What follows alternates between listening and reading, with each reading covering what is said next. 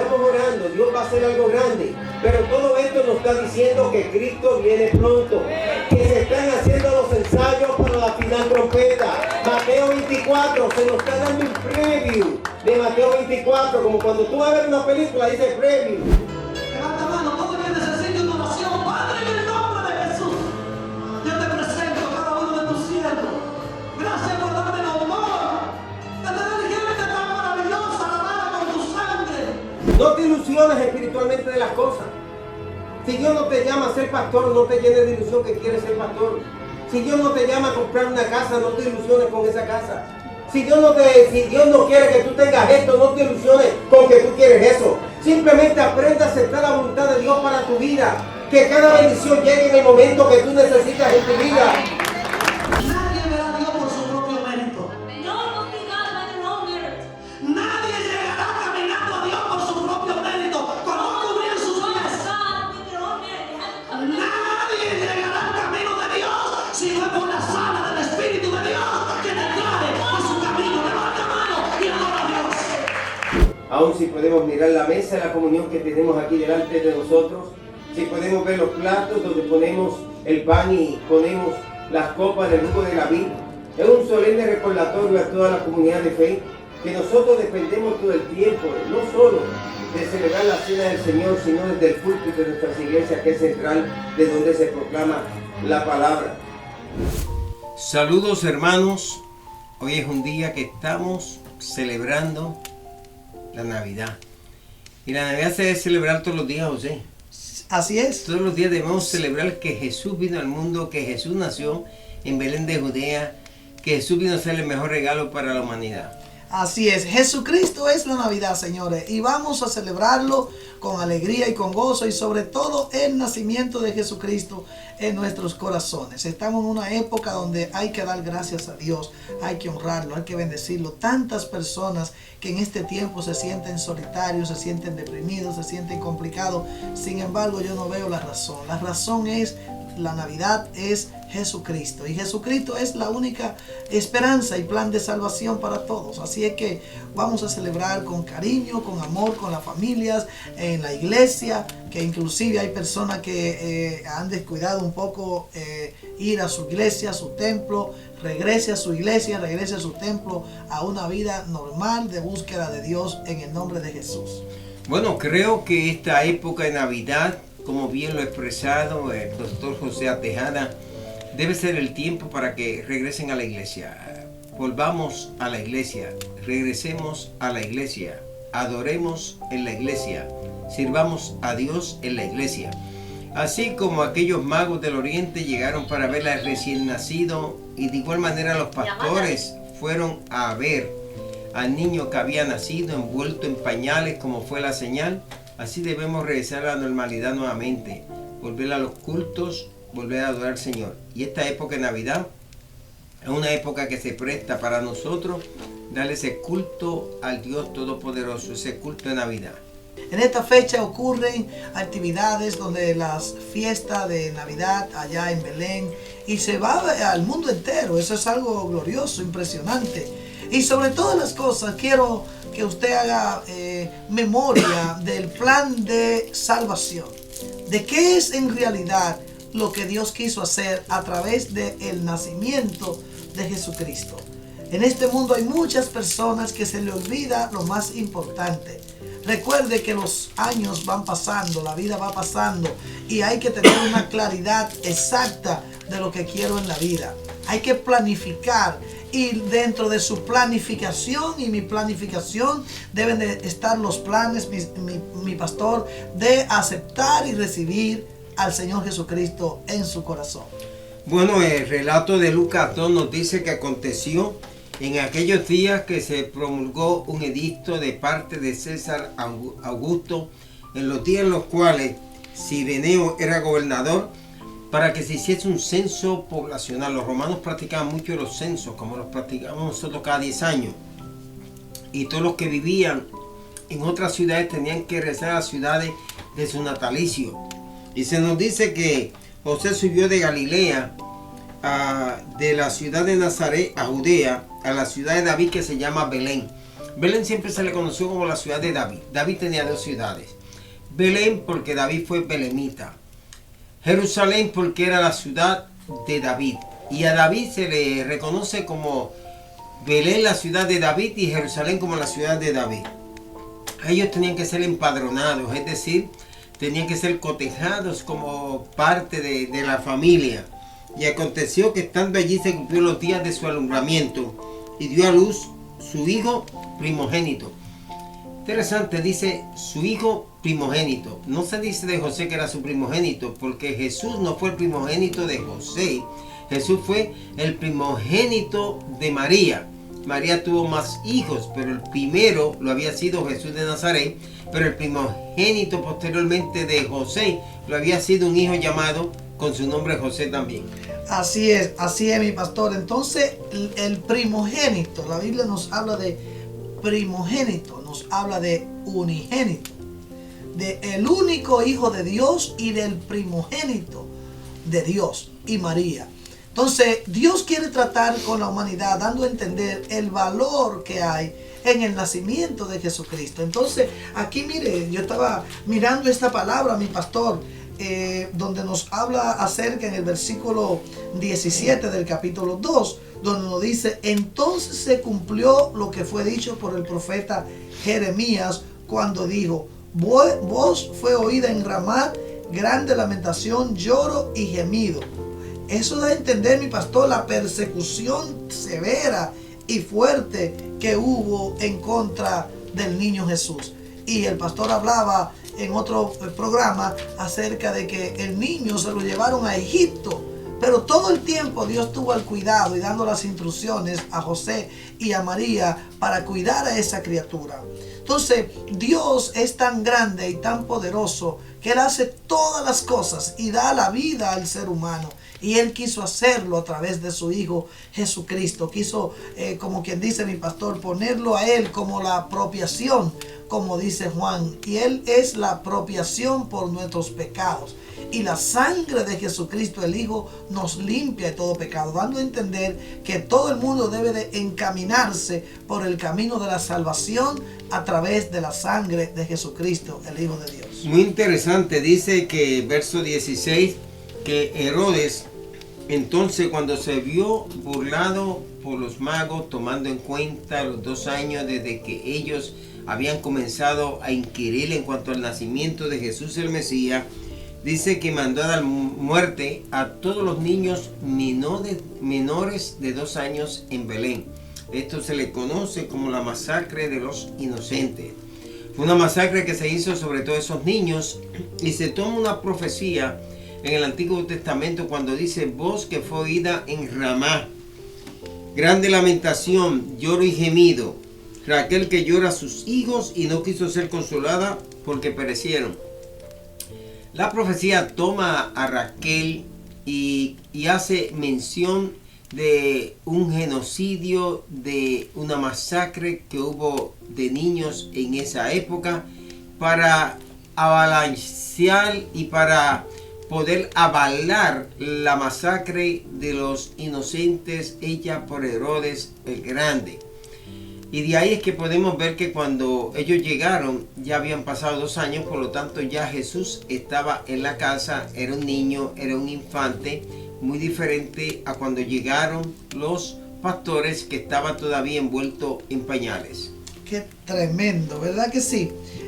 Mi pastor, entonces, cuando miramos el nacimiento de Jesucristo, tan milagroso, porque fue algo milagroso, fue algo que nunca se había visto.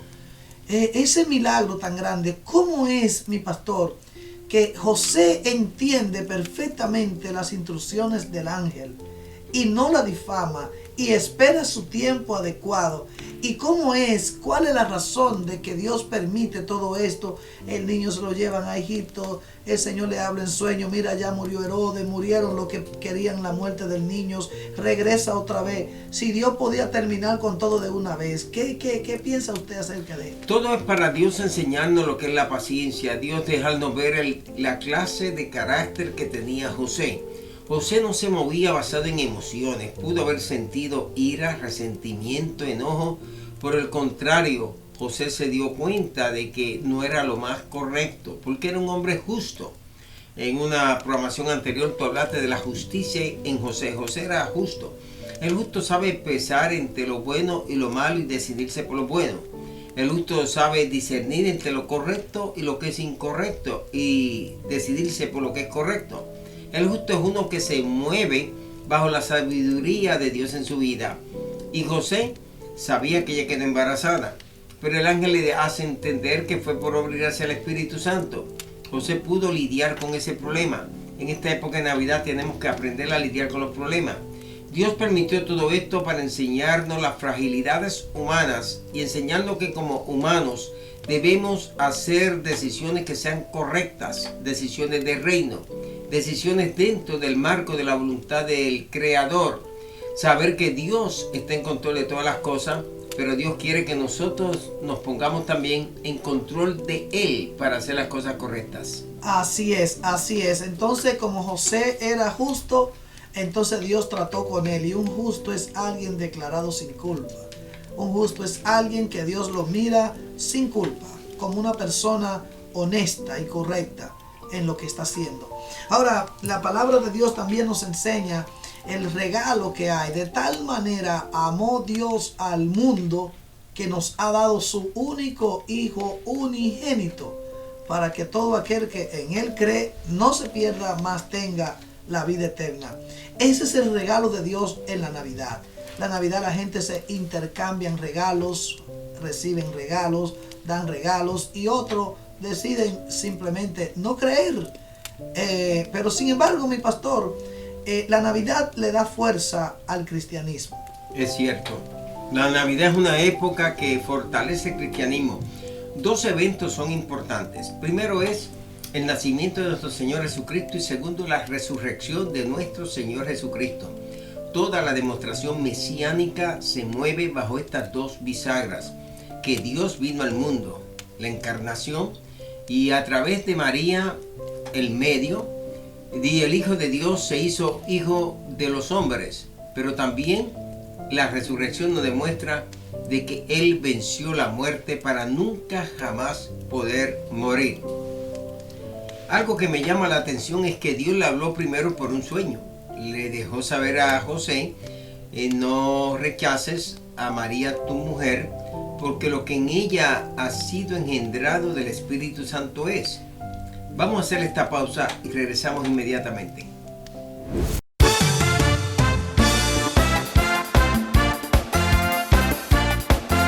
Usted está viendo Retorno TV.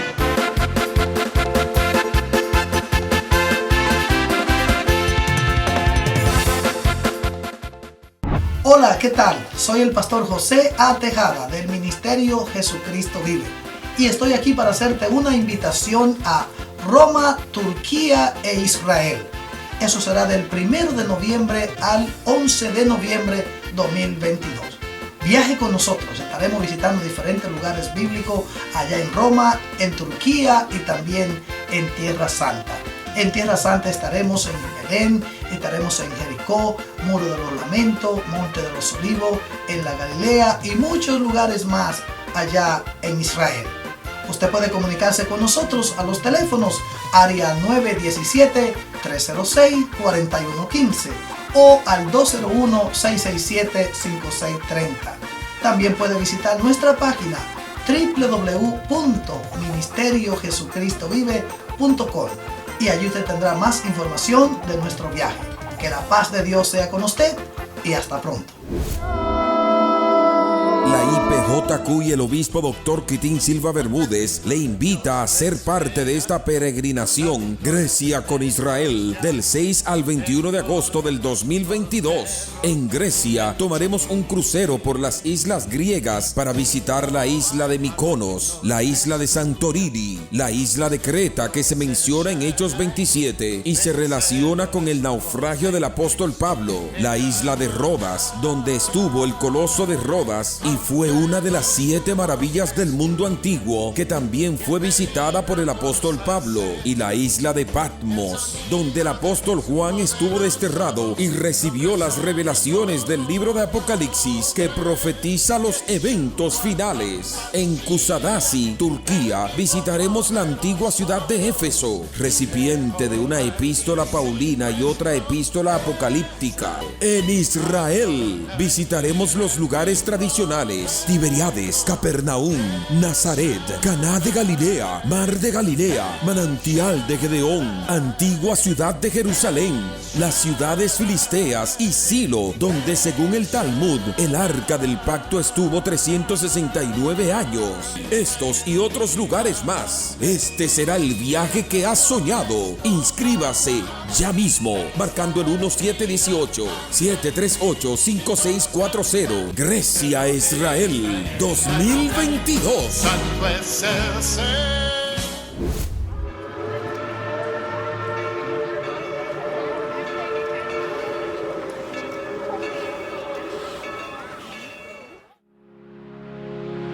Ángeles cantando están, tan dulcísima canción. Las montañas eco dan como fiel contestación.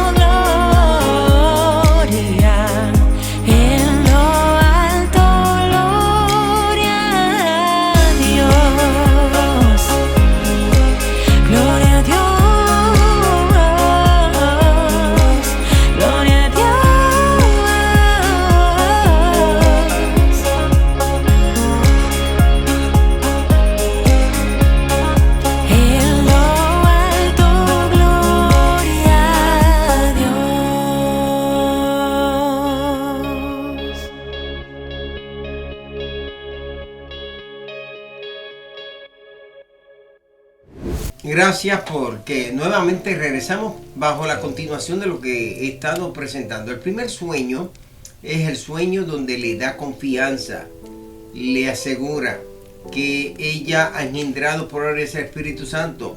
Pero el segundo sueño, José, es cuando se le aparece el ángel y le dice que se vaya a Egipto.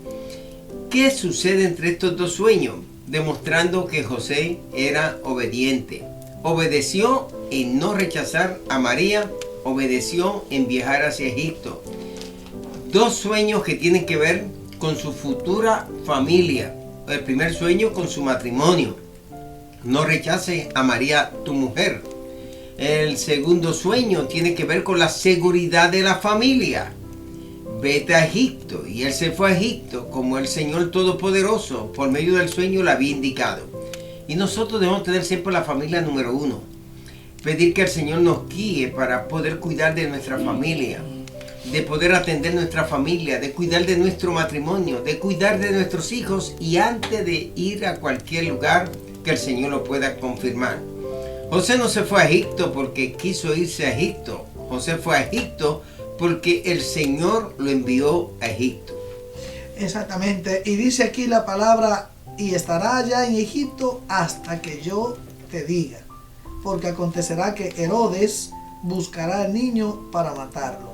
Es decir, que estamos hablando del versículo 13 del capítulo 2. Me gustó esa expresión, hasta que yo te diga. Me gustaría que tú puedas abundar, amado pastor, en esa declaración, hasta que yo te diga, porque a veces hasta que yo digo, hasta que pienso que Dios dijo, pero hasta que yo te diga.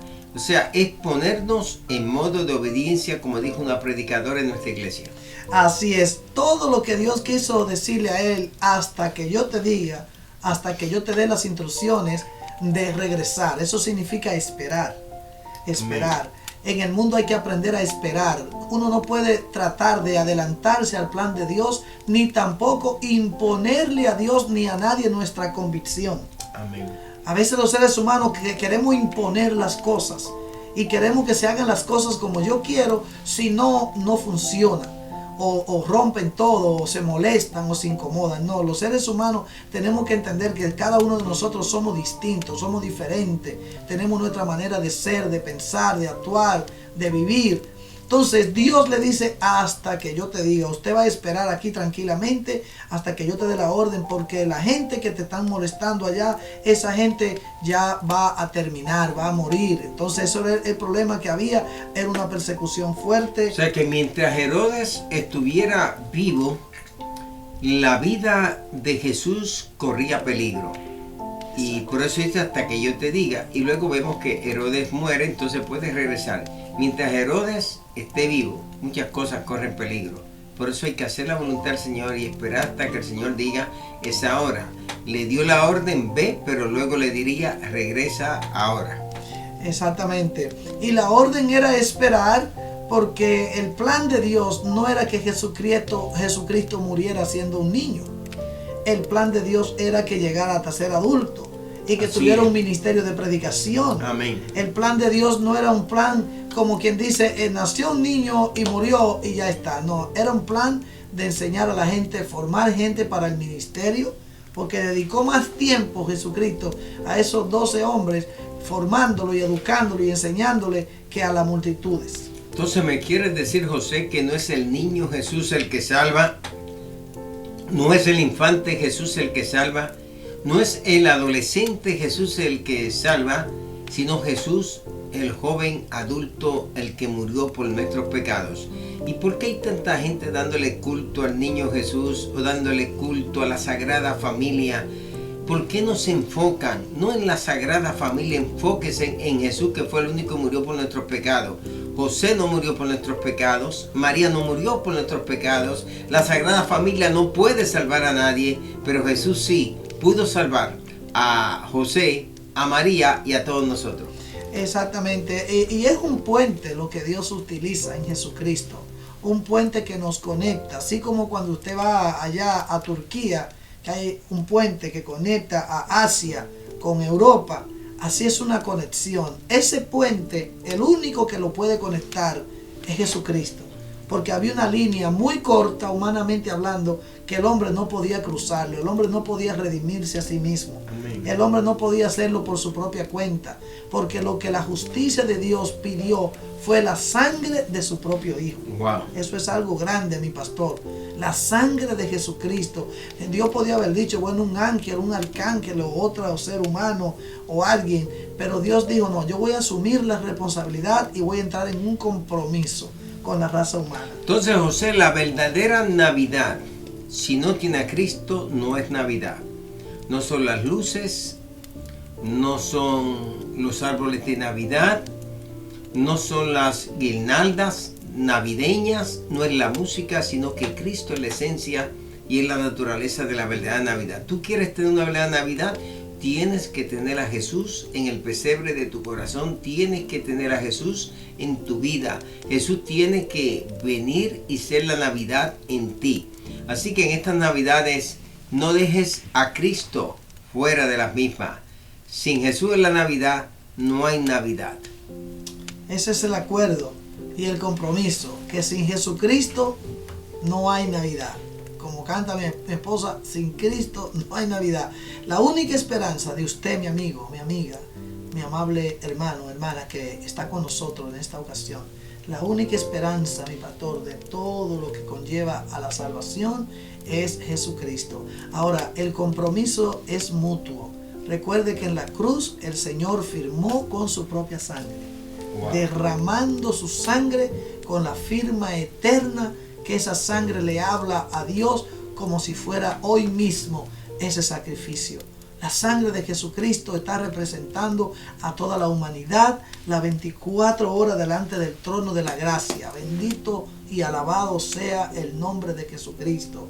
Esa sangre testifica a favor de la humanidad y dice: Padre, ellos son inocentes, yo era inocente, pero yo pagué por ellos, y esa sangre es la única salvación. Por eso les recomendamos aquí que si usted no tiene a Cristo, inmediatamente corra y acepte a Jesús, lávese en su sangre, aprenda a amarlo a Él más que todas las cosas en su vida, póngalo en primer lugar y tendrá la vida eterna. Y la vida eterna consiste en la eternidad. Es decir, eternidad significa existencia fuera del tiempo. Usted no va a tener límite. Allá en el cielo no va a haber 10 años, ni 50 años, ni 100 años. En el cielo todo será eterno. Y por eso es que hoy te presentamos a nuestro Señor como la Navidad y como la única esperanza de vida eterna. Y el compromiso que Dios tiene contigo es que ya Él entregó a Jesús y ahora Él espera que usted también responda asumiendo su compromiso y rindiéndose a Él y apartándose del pecado. Bueno, mis amigos, unas felices Navidades, un próspero año nuevo. A todas y a todos les deseamos lo mejor en estas Navidades, tanto el pastor José Tejada como este servidor, pidiendo que estas Navidades las disfrutes al máximo. Pero no te olvides que en cada reunión, cada actividad, en cada cántico tengas a Cristo en tu corazón. Sin Cristo nunca podrás celebrar una verdadera Navidad, pero con Cristo celebrarás muchas Navidades. Así que Papá Dios les bendiga, les guarde, y volveremos en una ocasión a continuar en temas tan interesantes como el presente. Este servidor Kitin Silva. Que la paz del Señor y la unción del Espíritu de Dios repose sobre cada uno de ustedes, y Dios bendiga y guarde a usted y a su familia en el nombre de Jesús. Hasta pronto.